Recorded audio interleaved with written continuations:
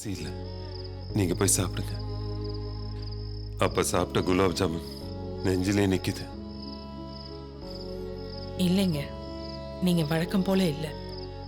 நெஞ்சில குலாப் ஜாமுன் தான் நிக்குதா இல்ல வேற ஏதாவது பிரச்சனை நிக்குதா? எனக்கு ஒன்றும் பிரச்சனை இல்லையே.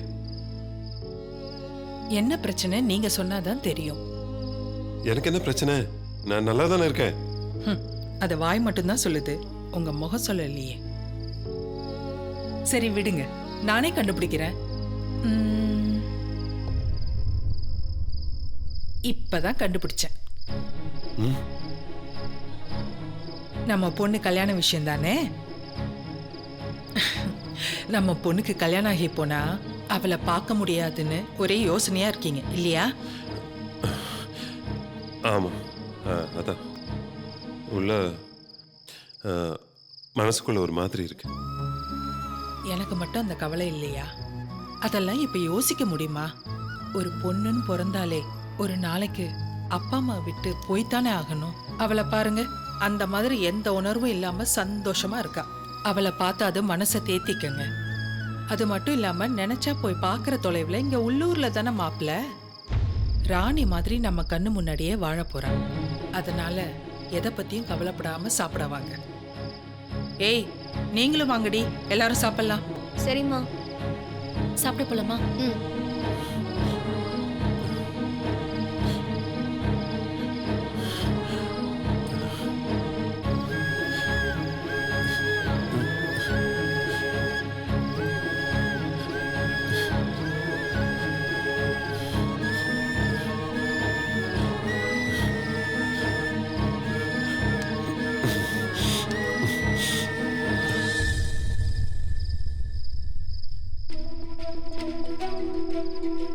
நேரத்தோட தூங்குங்கடி, தூக்கம் கெட்டா முகம் ஒரு மாதிரி ஆயிடும். மா அவ ஏற்கனவே ஒரு மாதிரி தாம்மா இருக்கா. பாருங்கம்மா, சும்மா என்ன வம்பு கிழக்குறா. இழுத்தா இழுத்துட்டு போறா. நாளைக்கு நீ கல்யாணம் ஆகி போனா யார வம்பு இழுக்க போறா? அதானே சூப்பர்மா. கல்யாணமாகி போயிட்டா மட்டும் நான் உனக்கு அக்கா இல்லைன்னு ஆயிடுவேனா? நீங்க எப்ப வேணாலும் அங்க வரலாம். ஒரு கால் பண்ணா நானும் இங்க ஓடி வந்துருவேன். Arichamy sir, Arichamy sir. Subramani sir, இதோ வந்துட்டேன் சார். இந்தா பாதி குடுக்குற. அதெல்லாம் முடியாது, நான் தானே கட்டுறேன். நான் தானே எடுத்து குடுக்குறேன். வாங்க சுப்பிரமணி சார், வாங்க. என்ன சார் இந்த நேரத்தில் வந்திருக்கீங்க? உங்களை சும்மா பார்த்துட்டு போலான்னு வந்தேன். வாங்க கொஞ்சம் காத்தாட போயிட்டு வருவோம். சரிங்க சார், போலாம். பார்வதி, பார்வதி, என் சட்டையை கொஞ்சம் எடுத்துட்டு வாங்க. சார் சாப்பிட்டீங்களா? சாப்பிட்டேன், பரவாயில்ல பரவாயில்ல. வாங்க வாங்க. பார்வதி, நானும் சுப்பிரமணி சாரும் காத்தாட நடந்துட்டு வரோம். நீங்க எல்லாம் படுத்துருங்க, நான் வந்து தாள் போட்டுக்கிறேன். வாங்க போலாம். சரி வரேம்மா. போயிட்டு வாங்க.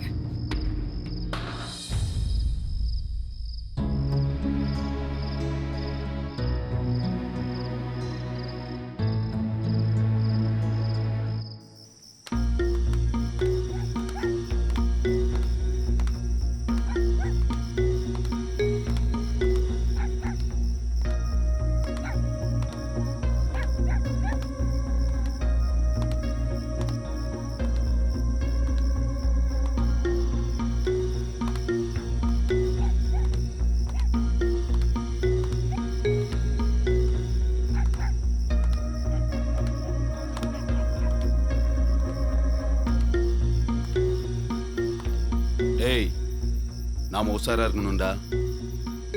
அந்த ஆள் இந்த நேரத்துல வெளியே வந்திருக்கான். ஏதாவது எசக்கு புசக்கு ஆச்சுன்னா வேலாயுதம் சார்ட்ட சொல்லணும்டா. சாரிங்க ஹரிசாமி, நீங்க சந்தோஷமா இருந்தீங்க, நான் அதுல மண்ணள்ளி போட்டேன்னு நினைக்கிறேன். வேலாயுதம் என்ன சொன்னாருன்னு நீங்க எனக்கு ஃபோன் பண்ணவே இல்லை. இதுல நம்ம வேற குட்டையை குழப்பிட்டோமே. சரி, நேரில் ஒரு தடவை நம்ம போய் பார்த்துட்டு வந்துடலாமேன்னு வந்தேன். என்ன பண்றது சுப்பிரமணி, நம்ம நேரம் நினைச்சுக்க வேண்டியதுதான். சார் வீட்டுக்கு போனேன். யோ, நீ படிச்ச பாத்தி தானே நீ? ஒரு தடவை சொன்ன புரியாதா? நீ கேட்ட கேட்டுக்கு என் பையன் உனக்கு மாப்பிள்ளைய கேக்குதா? அதுக்கு ஒரு அருகதை வேணாமா? உன்ன மாதிரி ஓட்டாண்டி வீட்டுல என் பையனை கட்டி கொடுப்பனா? பயமா இருந்தா வாயை பொத்திக்கிட்டு பேசாம இரு, நான் வந்து பேசிக்கிறேன். நான் பேசுறத கேட்டு தப்பா நினைக்காதீங்க ஹரிசாமி. நான் வந்து உங்ககிட்ட விஷயத்த சொன்னதும் நல்லதா போச்சுன்னு நினச்சிக்கோங்க. நம்மளை மாதிரி மிடில் கிளாஸ் எல்லாம் பழைய சோறை தின்னுபிட்டு பக்கத்து வீட்டுக்காரனுக்காக நெய்யை இலையில தடவி வீசுகிற வாழ்க்கை தான் வாழ்ந்துக்கிட்டு இருக்கோம். எனக்கு புரியலையே சுப்பிரமணி. வேலை இந்த மாதிரி ஒரு கிழவனுக்கு என் பொண்ணை கட்டி கொடுக்க சொல்றீங்களா? இதை பாருங்க, உணர்ச்சி வசப்பட்டு பேசாதீங்க. நடைமுறை வாழ்க்கை என்னன்னு நல்லா யோசிச்சு பாருங்க. மாச கடைசி ஆகுது, ஒரு பெட்ரோல் போடுறது கூட நம்ம கடனுக்காக கையேந்தி நிற்கிறோம். இதில் கல்யாணம் பண்ணுறது எப்படின்னு யோசிச்சாலே நம்ம தலையெல்லாம் சுத்துது. வாத்தியாரு அடுத்தவங்களை ஏற்றி விடுற ஏணிப்படின்னு நாமே மனசை சமாதானப்படுத்திக்கிறோம். நம்ம சர்வீஸை முடிக்கும்போது கை நிறைய காசு இருக்கோ இல்லையோ, நிறைய கடை இருக்கும், மனசுல நிம்மதியே இருக்காது. நான் சொல்லி நீங்க போய் கல்யாணத்துல இஷ்டம் இல்லைன்னு அவர்கிட்ட சொல்ல போக அவர் எத்தனை சொல்லியிருக்காருன்னு பாத்தீங்களா? உங்க சொத்து பூராவையும் மீட்டுறலாம், நகை பணம்னு வீட்டில் செல்வாக்கு புழங்கும், அடுத்த 2 பிள்ளைகளோட படிப்பு செலவை அவரே பார்த்துக்குவாரு. ரொம்ப பெரிய விஷயமுங்க. என்ன சுப்பிரமணி, நீங்க ஒரு பொண்ணை பெத்தவர், இப்படி காசுன்னு பேசுறது எந்த விதத்துல நியாயம்? மானத்தோட வாழாம காசுக்காக என் பொண்ணை வித்துட்டேன்னு அடுத்தவன் பேச மாட்டா? இப்போ கூட அடுத்தவங்க பேசுவாங்கன்னு தான் நீங்க கவலைப்படுறீங்க. அப்போ உங்க உள் மனசு ஒத்துக்குச்சுன்னு தானே அர்த்தம்? சேச்சே, என்ன பேசுறீங்க நீங்க? நிஜத்தை தான் பேசுறேன். சில நேரங்கள்ல நிஜம் கசக்கத்தான் செய்யும். அதுக்காக கடப்பாறையை முழுங்கிட்டு இஞ்சி கஷாயம் குடிக்கிற மாதிரி நடிக்க சொல்றீங்களா? நடிக்க சொல்லலைங்க, நம்ம நடைமுறை வாழ்க்கையை புரிஞ்சுக்கிட்டு அதுபடி நடக்க சொல்றேன். அது மட்டும் இல்லை, நீங்க முழுங்க போறது ஒன்றும் கடப்பாறையே இல்லை, காய்ச்சலை சரியாக்குற கசப்பு மருந்துன்னு தான் நான் சொல்ல வரேன். புரிஞ்சுக்கங்க. நான் வீட்டில இருந்து கிளம்பி உங்களை பார்க்க வரும்போது கூட எப்படி இந்த கல்யாணத்தை நிறுத்திடலாம்னு தான் பேச வந்தேன். ஆனா நீங்க சொன்னதை கேட்டதுக்கு அப்புறம் எப்படி இந்த கல்யாணத்தை நடத்திடலாம்னு மனசு யோசிக்குது. ஒரே ஒரு நிமிஷம் நம்ம பிபியை பத்தி யோசிச்சு பாருங்க. இதுக்கு முன்னாடி நாம கல்யாண பேச்செல்லாம் பேசினப்ப என்ன நடந்துச்சு? உங்க சொந்தக்காரவங்க பூராவும் அவளை கட்ட தயாரில்லைன்னு போயிட்டாங்க. நீங்களும் வீம்புக்கு வெளியில மாப்பிள்ளை பார்க்க ஆரம்பிச்சீங்க. என்ன நடந்துச்சு? எல்லாரும் வரதட்சணையா அது இதுன்னு சொல்லி காசை வாங்குறதுக்கு முயற்சி பண்ணாங்களே தவிர நம்ம பொண்ணை பார்த்து குறைதானே சொன்னாங்க. அது மட்டும் நிறைய காசை கொடுத்து மாப்பிள்ளை விலைக்கு வாங்குற மாதிரி ஆகாதா? காசுக்காண்டி பையனை விற்கிறோம்னு அவங்க வீட்டுல யோசிக்கிறாங்களா? நீங்க சொல்ற 4 பேரு காசு கொடுத்து மாப்பிள்ளை விலைக்கு வாங்குறோன்னு கண்டிப்பா இதை பத்தியும் பேசத்தான் செய்வாங்க. அதுக்கு பதிலா பொண்ணை வித்துட்டோன்னு இப்ப பேசுவாங்க. பேசுற அந்த 4 பேர் முக்கியமா, நம்ம பொண்ணு பசங்களோட எதிர்காலம் முக்கியமானு யோசிச்சு பாருங்க. நம்ம மனசாட்சி எல்லாம் எப்பவுமே மிடில் கிளாஸ் மனசாட்சி தான். எதை பார்த்தாலும் பாவப்படும், கேள்வி கேட்கும். எடுத்த உடனேயே குறைய பூத கண்ணாடியை வச்சு பார்க்கறதுக்கு பதிலா அதுல இருக்க கொஞ்சம் நல்லதையும் யோசிச்சு பாருங்க. நீங்க முதல்ல மனசு மாதிரி உடன்பட்டா தான் வீட்டில் இருக்க உங்க சம்சார மனசா மாற்ற முடியும். நம்மள 4 பேர் ரொம்ப நல்லவேன்னு சொன்னா நம்ம வீட்டில் அடுப்பு எரியுமா? நம்ம வயிறு தான் எரியும். நீங்க சொல்றத கேட்டா ஒரே குழப்பமா தான் இருக்கு, ஒண்ணுமே தோண மாட்டேங்குது. நல்லா யோசிங்க. கண்டிப்பா குழப்பம் வந்தாதான் தெளிவு பிறக்கும். நேத்து ஒரு பையன் வந்து சாக்லேட் கொடுத்தான். ஆளு நல்ல ஜம்முன்னு இருந்தான். யாருன்னு கேட்டா நம்ம ஸ்டூடெண்ட்னு சொல்றான்.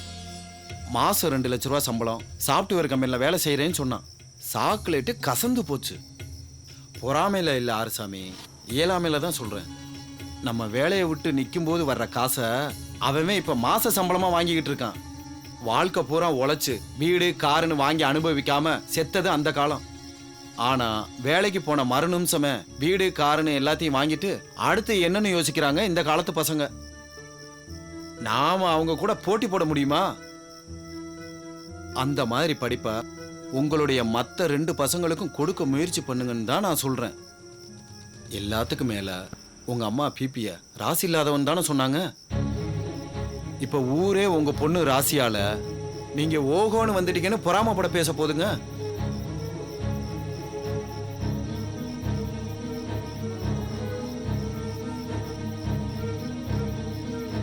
சரி, நேரமாச்சு, போய் படுங்க.